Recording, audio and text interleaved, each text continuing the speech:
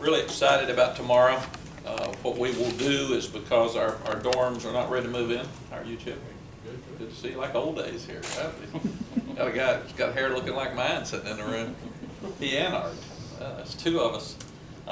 So we'll move into the Hyatt. As a team, we'll stay there 16 days. So the guys that are living off campus voted that they wanted to stay in the hotel with the other kids that lived on campus as well. And our coaches will stay there, and we'll just go back and forth. We'll eat the meals here. We'll obviously do all of our work here. Meetings are here, but they will stay at the Hyatt. And Friday will be the first time that we've seen our team as a whole. We had 5 guys on defense that weren't out there this spring that will be healthy on Friday, so it'll be fun to watch them run with the addition of all the new guys. So all those things are things that we're excited about. Practice obviously starts in shorts. Your first 2 days, you've got shells the next 2 days, and then the 5th practice you can go in pads. The guys have not been in the weight room to work. They walked in there to look at it, so the first day they will lift in the weight room. We'll be starting out new and fresh, and that'll be on Friday. They walked through the locker room the other day. They have not put their stuff in the locker room yet. We wanted that to be new and fresh when they got back, so they'll move into the locker room tomorrow. And our equipment staff will be moving all their new gear into their lockers today as we speak, and we'll go down there and look at that in a few minutes.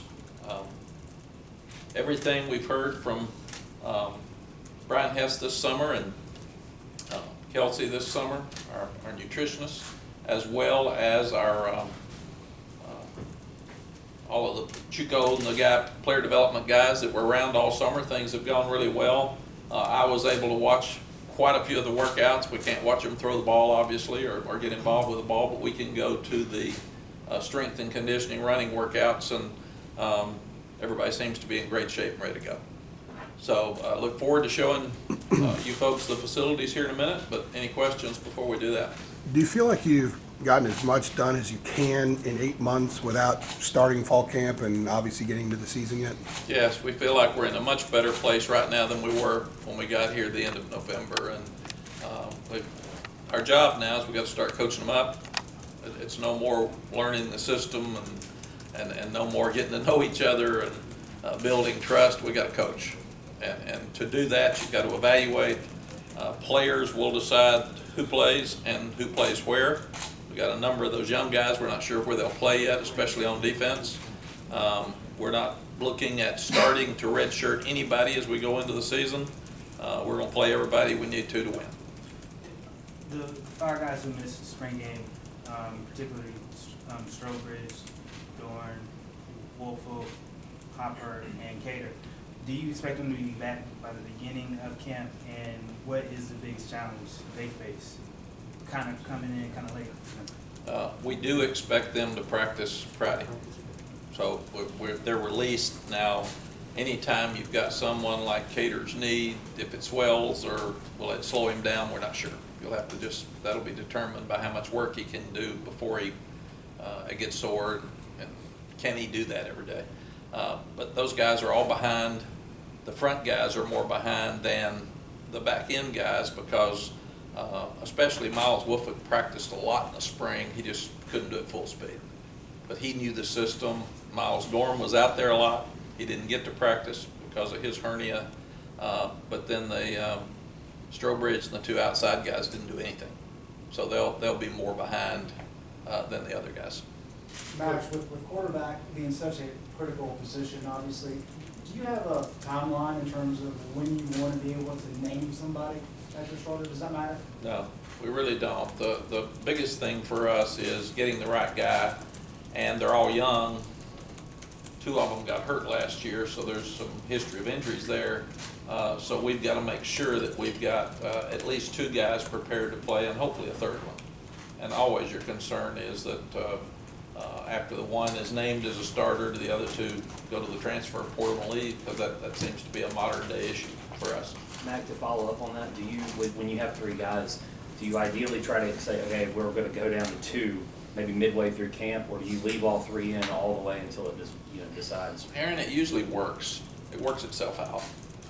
And somebody gets a sore elbow, somebody gets a sore ankle, somebody has to step back a little bit, and then the other two step back up. So we're going into it just wide open and with no expectations of a timetable, and we're just going to let it work itself out. And with it being wide open, is that equal distribution for reps on Friday, Saturday, Sunday, and then you Yes. start to see where things are going? Yes, all three quarterbacks will have equal reps, and right now we have no clue about which one's going to step up, but what we've told them, and it sounds facetious, but it's really not, is we're going to put you in situations, and the one that moves the team and scores is the one's going to play.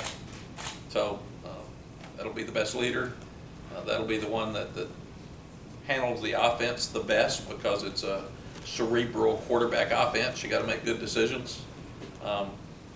They've been through a summer with it now, with their player-led practices. They've been through a spring with it. They've been with Coach Longo all spring, all three of them. They've gotten exactly the same number of reps. So we feel like they're ready to go, and obviously some of them took a bigger step this summer than others, and we'll probably see that here in the first week or so. Matt, do you have a preference of when you get into the season with quarterback rotation? I mean, would you prefer to have one guy? Do you mind rotating players? When we were here before, it was interesting that we nearly always had two guys, and they rotated and worked. When we went to Texas, it wasn't as easy. For some reason, it just didn't work as well. So we were more with one quarterback at Texas. We were with two here. I just want to win. So I really don't care if one of them goes out there and takes over and does really well, he'll play. We do need to have two ready to play, obviously, because you're one snap away from losing your quarterback at all times, and your whole team is dependent on how your quarterback plays. So two of these guys need to be healthy and ready to go. Coach, you've been around this game a long time, and I wonder, when you walked through that locker room and saw the bells and whistles, what were your thoughts? How far has, a locker room come since you first walked in as a player way back then? Well, it's a big stretch from what we had when we got here, because those weren't a lot different than the ones we put in 22 years ago. So I think to see the faces of the players when they walked in, we had the seniors walk in first. We had locked them out 10 days before, so they couldn't see the locker room. To hear them, to see them snapping all their pictures and doing their videos, it was really heartwarming, and it shows a true commitment from Bubba and Kevin, our administration here, to get this thing fixed, and I think the players feel that. In terms of recruiting, how important is it to keep up with the Joneses, and you have facilities that rank among the best? You have to. I mean, the players look at that as a commitment. Are they committed? Is it really important here or not? And what we did is we took the best lockers in the country. We have a leadership committee. We had them sit down with Corey Holliday and go over everything they liked about the locker and things they wanted to add. And they added, obviously, some things to keep their phones and their iPads and their computers charged while they're at practice. Coach, I know we've asked you some form of this over the past few months, but with practice here, this is the week. What is your level of anticipation just to finally get back in that head coaching role with, like I said, practice being here? Well, I'm really excited. I was at an ESPN seminar and panel last night with David Cutcliffe and David Dorn and Jeff Collins from Georgia Tech, and they were asking about, is there anxiety as you get ready to start? And it's really not. It's I can't wait to get back out there. It's something I've done my whole life and something I missed the last 5 years. And it was funny that I would be at the ESPN seminar last night, because that's where I'd be today, talking about all the teams if I wasn't here. So it was fun to see all my friends last night, and also fun to think how much I've learned about your business over the last 5 years. That was one of the questions they asked me. And I think it puts me in a better position to be starting back here. Back I think the last time you coached in the double sessions, right? Yes. How has it changed your outlook to preparing for practice now with only one session? Is that an advantage to a more experienced team? Yes. Art's talking about two-a-days with double sessions, and I never liked two-a-days. I thought when you go back and study it, you get more people hurt during preseason two-a-days than any other time, because they get too tired, you work them too much, they don't get enough sleep, and everything that we believe about recovery is against keeping them out there in 2 practice sessions, and sometimes people used to have 3. I like this much better, and what we will do is we'll practice most mornings at 10. They'll get up at 6:30, 6:45 at the hotel. We'll bus them over. They'll dress, they'll eat here. After we practice, we will have our lunch. They'll go back and have 2 hours to sleep at the hotel while our coaches are working and doing all their planning, going back and reviewing the morning practice and preparing for the next practice. And even better than that, Art, you take now a number of practices, then you have to take a day off. So they get a complete day off in practice, and then you go another 5 and they get another complete day off. So I think this is much better for player wellness and much better for the safety of your team. Because again, the studies say that preseason practice, you lose more people than any other time, and especially when you're going 7 or more at a time against each other. So when you've got groups that fall into each other and they get a little bit tired, then it's not beneficial. The other thing we learned at Texas after we left here is it's very hot here in the fall. It's very hot in Texas in the fall. Our first 3 years at Texas, we would take tired teams into the season. I thought we were out of shape. So I was screaming at the strength coaches, and we're tired because they've been out in that sun twice a day. We never took them inside. We didn't have an indoor area until I think 2004. So after the first 3 years of starting so poorly and then finishing better, we went to Houston, we went to New Orleans, we went to Jacksonville, and we went to Miami and asked the pro teams, how do you prepare in this heat? What do you do? All of them said, these guys are like Olympians now. They work year round. They're in great shape. And what you do, if you're not careful, is you wear them out and they dehydrate, and that's when they get hurt. So stay outside for an hour, go inside for an hour. Don't be stupid. So we've learned that you don't have to have them in the heat every minute of every day. So we'll actually flex inside because there's a lot of walkthroughs and standing. You do that for an hour before you start practice. And you don't want to do that out in the heat. Go out and work in the heat and then come back and finish in a cooler environment, which isn't cool in the indoor, but it'll be cooler, and they focus better and they're a lot less likely to get hurt. The other thing that is much better now is what you do for recovery. I mean, after practice, the stretching that Brian Hess will do, all of those things are much better than they were when I was coaching before. When you have a group John, the other thing is we're also going to have some practices before the day off at 3:30 to prepare us for the South Carolina game. And we're going to have a practice at 8 o'clock at night to prepare us for the Miami game, just so we can go through a daily routine of what they're going to do before those games, because we've got a lot of new guys and we've never been together as a staff. When you have a running back group that's as talented as it is, how do you manage the touches and utilize them, to your advantage? How do we manage the running back room? That's a good problem. And what we've got is you'll have some guys that are better up inside than outside. Some guys are better in space. And I really like what we're doing offensively because we can utilize all those guys with different formations and different plays to get them the ball at different times. But you've really got 3, which is not a whole lot.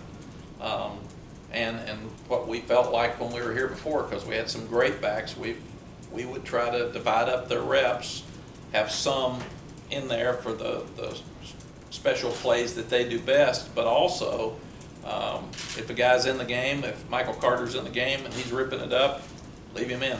Let him go if he's hot. And when we were here with Darryl Moody, he used to let him go 5 plays apiece, and the one that kept gaining yards stayed in.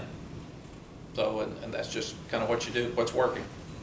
Mack, in terms of getting the team ready for the season and fall camp and all this, are there any similarities at all to your first time around here, where so many years passed and your experience and all that? Has that changed? Or Yeah. the challenges? So? Chip, it's a great question, but I think it's different. I'm older, I'm more mature. I feel like we have a better staff that fits us now than back then. I'd have to go back and remember who was at every position then. Kids, you take better care of kids now. because the system puts you in that position. When you're a young coach, you just want to work hard, prove to everybody that you're smart, and I don't need any of that anymore. We just want to win. So I can sit down and I think I can put our coaches in a better position to take care of the players and coach them. And I can put our players in a better position just by being honest with them. We'll walk in tomorrow. Some of the guys that didn't play well this spring, we're going to tell them. We're going to look at the younger guys before you. We told them that in the spring.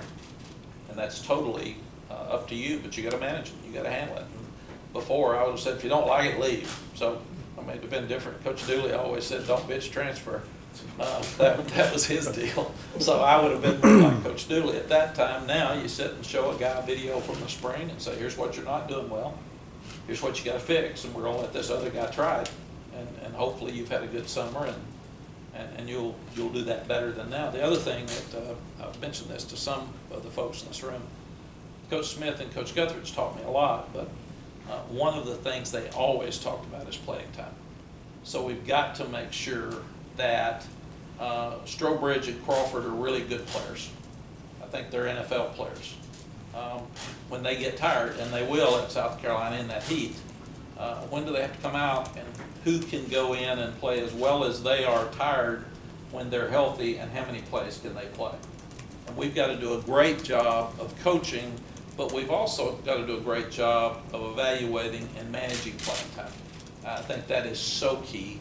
We've had so many injuries here over the last couple of years. One of the reasons you have injuries, you don't have a lot of depth. You're out there too long with these tempo offenses, and you just wear out. And you can't protect yourself and you get hurt. So we feel like that depth is such a key for us. And hopefully some of these guys that we signed in the first recruiting class will come in and help us. Nick Polino worked a lot at center in the spring because J.J. McCargo was hurt, and then J.J. retired in April. Is Nick going to start out Friday at center? And if so, what does that kind of do to the guard spots? You have some young, talented kids there. You feel pretty good about those battles and how they may shape out? Yeah, we'll start Nick at right guard, maybe Nick at left guard, and Ed Montelis at right guard, and Brian Anderson at center. But that is a concern. Brian hadn't played very much. With what we're doing, the center is so key, and he's got to be able to snap the ball well, and we had a lot of poor snaps in the spring. So we also will look at Ty Murray, a true freshman, because he's 325, 30 pounds. He's been very impressive this summer. How will he do when you put pads on? Who knows? But Nick will keep a presence in that center role just until we find out what we've got at center. But that's one of the key concerns for us going into preseason camp. Coach, have you felt a rejuvenation of this program since you've been back, not just with the players but also the fans? I really have. It's been overwhelming. You stay out 5 years, and you're really not sure, number one, if somebody would want you to come back.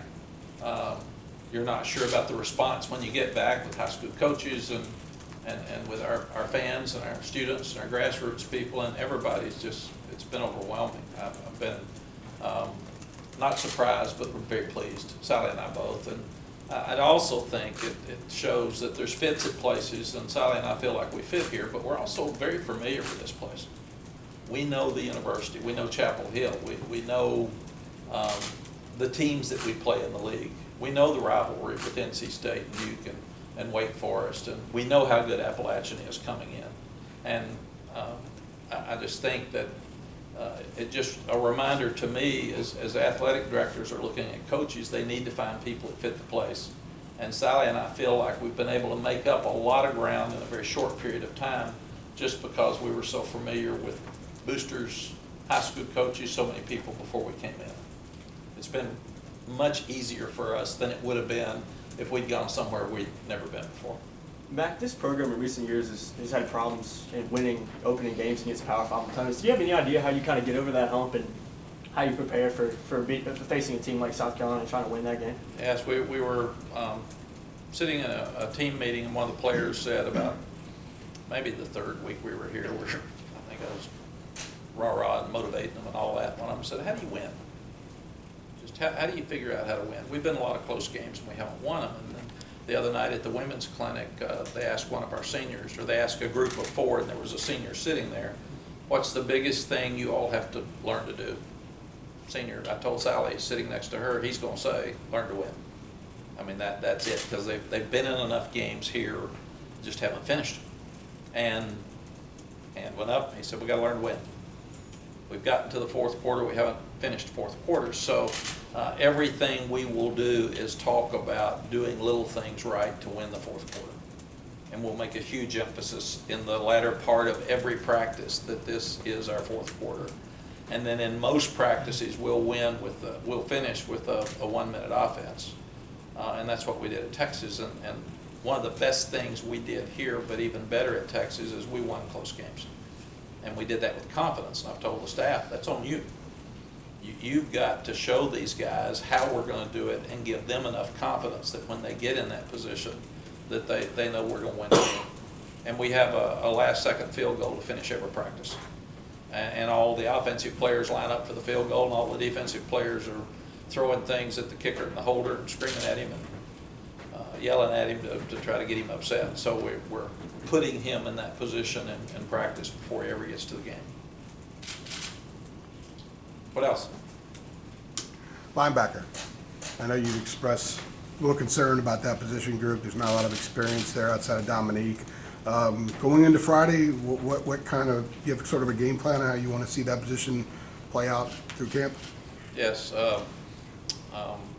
We're really concerned in the spring because there's a bunch of puppies out there just running around, and this offense is not easy for new young linebackers to follow because there's so much misdirection and so many things that can get their eyes undisciplined. So we felt like Jeremiah Gemmel played really well in the spring. He needed to get stronger. I've seen him. Brian Hess thinks he's much stronger and much more ready to play now. So he and Dominic would be the 2 guys that will walk out there the first time.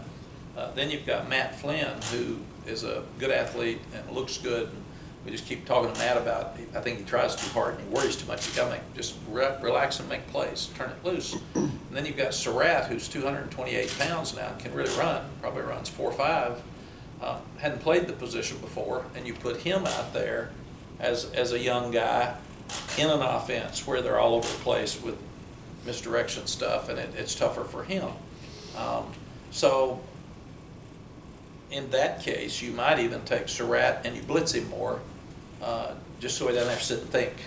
But we'll see how that goes here in the next month. We were very impressed with Quadri Jackson in the spring game. He moved out to nickel. He made tackles all over the place. So we really feel like he's got a presence and will come into play some. And then you've got Eugene Asante, who can really run. He got here a little bit later, so I'm not sure about his conditioning yet, but he's a guy we feel like runs 4.5, 215 pounds, and could be a real asset for us too. He just hadn't played yet. And then you've got John Smith, who will be suspended for a couple of games academically, so he can't play as early as you would like, but he's an older guy that we feel like can help us with stability when the time comes. Back in the spring, you mentioned taking a deep dive into the injury issues the past couple of years. Did you find any commonalities within this issue?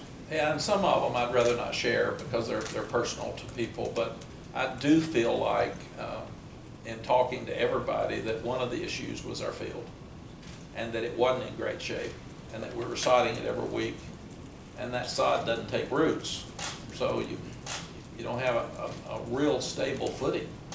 And the kids thought that was some of it. I don't think there's any question that another part of it's depth. We didn't have a lot of depth, and that's the other reason you lose fourth quarter games is you're tired. And you get there, but you just can't finish. You know, we're sitting here, 4 minutes and 19 seconds or something away from beating Virginia Tech. We fumble at the 1, they get the intercept, or it pops up in there, they get it, but they're 97 yards away. You gotta win that game. And they overcome a 4th and 19. So you have to think some of that is just you're worn out and you can't get there. You can't rush the passer. So that's why we got to get more depth. Let's do one more if we got it. Y'all good? You want to see the facilities? Now, what we're gonna do, Jeremy, first, it started with the Players Lounge, because when we first got here, we asked the players, they said, we don't come in the building much, and I said, why not? I said, well, it's not fun over here, and I said, well, why isn't it fun? You got a Players Lounge. They said, there's nothing in there we like. So we gave them a pencil and a piece of paper and said, write down what you want, and we'll get it. So you'll see, we'll start there. Then we'll go down and look at some of the graphics going into the weight room. We'll go into the weight room, or we'll go into the locker room first, and then back to the weight room. So, and Rick, Jeremy, you think, should we divide the? Yeah.